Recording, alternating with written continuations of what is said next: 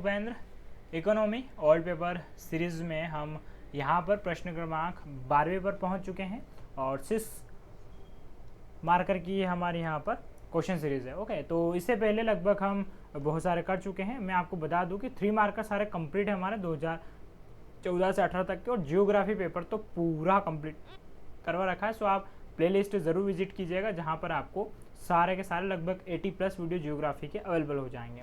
आज का हमारे सामने प्रश्न है कि मध्य प्रदेश की अर्थव्यवस्था में कृषि का महत्व आपको बताना है।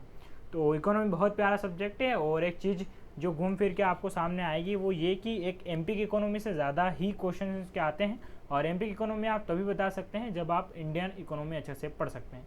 तो इंडियन इकोनॉमी को आप कैसे पढ़ेंगे, तो इसके लिए बाकायदा कोर्स आपके लिए अवेलेबल है।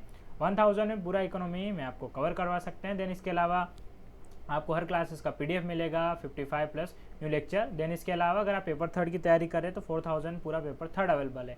देन 700 रुपीज़ पर मंथ में भी आप हमारी क्लासेस ले सकते हैं, जिसमें आपको 3 वीडियो पर डे मिल जाएंगे, और ये अलग अलग सब्जेक्ट के रहेंगे। और अगर आप स्पेशल पैकेज लेना चाहते हैं पर्टिकुलर सब्जेक्ट का, जैसे हिस्ट्री का, तो वो भी आपको 1000 और जियोग्राफी 1000 में अवेलेबल है। चलिए साथियों, तो लौटते हैं हम यहाँ पर प्रश्न की तरफ। और प्रश्न जो पूछा गया है कि एमपी की इकोनॉमी में एग्रीकल्चर का जो इंपॉर्टेंस है वो आपको बताना है। तो बड़ी आसानी से आप बता सकते हैं, बस इसके लिए आपको थोड़ा करंट से और डेटा आपका थोड़ा होना चाहिए अपडेट। चलिए, तो हम इसे कैसे लिखेंगे 6 मार्कर में। शुरुआत करते हैं आज के आंसर की। तो सबसे पहले हम यहाँ पर लिखेंगे कि भारत के प्रमुख कृषि प्रधान राज्यों में मध्य प्रदेश की लगभग 70%, ठीक है, जनसंख्या आएगा यहाँ पर। 70% जनसंख्या कृषि पर निर्भर है, जो मध्य प्रदेश के विकास के पहिए को सुचारू रूप से चलायमान रखती हैं। तो जैसे पूरे भारत की लगभग 49% है, लेकिन मध्य प्रदेश जो है उसकी कितनी है 70% जनसंख्या प्रत्यक्ष रूप से एग्रीकल्चर पर निर्भर है, क्योंकि जो मध्य प्रदेश है वो कृषि प्रधान राज्य है।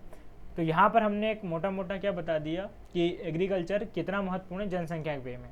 उसके बाद हमने यहाँ पर एक डायग्राम बनाया, चार्ट बनाया, और चार्ट में हमने बता दिया कि 2003-04 में खाद्यान्न उत्पादन था वो 2.24 मीट्रिक टन था। ओके, यहाँ पर लिखा हुआ है, जो 2016-17 में बढ़कर कितना हो गया 5.44 मीट्रिक टन हो गया।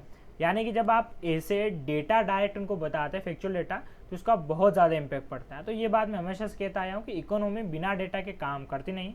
अगर आज मैं आपको कहूँ कि भारत की विकास वृद्धि दर नकारात्मक रही, तो आप कहेंगे ठीक है, लेकिन मैं कहूँ कि -2 रही या -25 रही, ये अपने आप में बहुत फर्क रखता है। ठीक है, तो इसीलिए क्या होता है, बिना डेटा के आप आंसर ना लिखे, कोशिश करें कि आपके पास डेटा हो, और डेटा होने के लिए आपको क्या रहना पड़ेगा, यहाँ अप टू डेट रहना पड़ेगा। अब यहाँ पर हम जो महत्व है उनको बारे में और लिख सकते हैं पॉइंट व्यू से। पहला है कि मध्य प्रदेश के कृषि पदार्थों जैसे सोयाबीन, गेहूँ, चना, ज्वार आदि का देश भर में निर्यात होता है। स्वाभाविक सी बात है, सभी का निर्यात होता है, तो इससे यहाँ पर किसानों को क्या इनकम प्राप्त होती है। दूसरा है कि कृषिगत अर्थव्यवस्था में मध्य प्रदेश में कई मंडियां संचालित होती है, जिसमें रोजगार के अवसर बढ़ते हैं। तो एमपी के एग्रीकल्चर राज्य है, जनसंख्या भी अच्छी खासी निर्भर है, तो मंडियां भी बहुत ज़्यादा एमपी में। तो स्वाभाविक सी बात आप देखेंगे तो मंडी में कृषक से लगा कर एक खम्माल चाहे हो, इसके अलावा कुछ अधिकारी हो, देन इसके अलावा जो व्यापार वर्ग है उसको और ट्रांसपोर्ट सिस्टम को बहुत सारी मात्रा में रोजगार मिलता है। तो एमपी में ये भी अपने आप में क्या है, रोजगार है। तीसरा है कि हाल ही के वर्षों में जैविक कृषि की वृद्धि भी मध्य प्रदेश की अर्थव्यवस्था को नया आयाम दे रही है।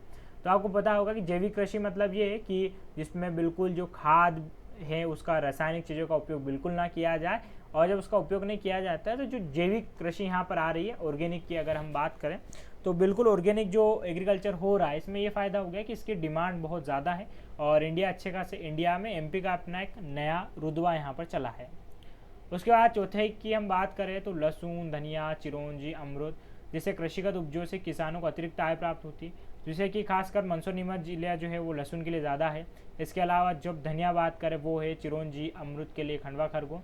तो ये जो सारे क्षेत्र यहाँ पर ये अलग एक्स्ट्रा में आती है। ओके, तो इन चीज़ों से क्या होता है कि एमपी की जो इनकम है वो स्पेशली अलग तरीके से यहाँ पर किसान प्राप्त कर सकते हैं, और बागवानी के थ्रू भी वो आजकल प्राप्त कर रहे हैं।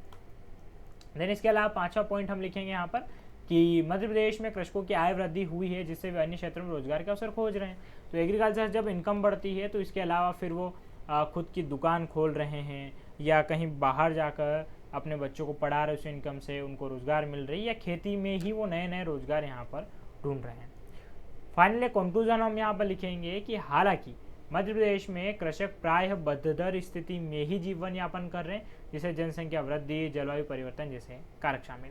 फाइनली हमने महत्व के साथ में अंत में चोट वाली बात लिख दी है कि स्थिति वैसी है भी नहीं जितना हमने ऊपर के 5 पॉइंट में यहाँ पर बताया है। तो आप भी कुछ इसी प्रकार से उत्तर लिखिए, ऊपर तारीफ हो, नीचे कम से कम एक ऐसा पॉइंट होना चाहिए जो लेखक को यानी कि जो परीक्षक है उसको सोचने पर मजबूर कर दे, और वो फिर आपको कम से कम 6 में से 5 नंबर तो आपको ज़रूर दे दें। तो साथियों, ये था हमारा आज का वीडियो, और वीडियो पसंद आया तो लाइक, शेयर, कमेंट, सब्सक्राइब सारी चीज़ें ज़रूर करिएगा। आज का वीडियो हमारा यहीं समाप्त होता है। Thanks a lot.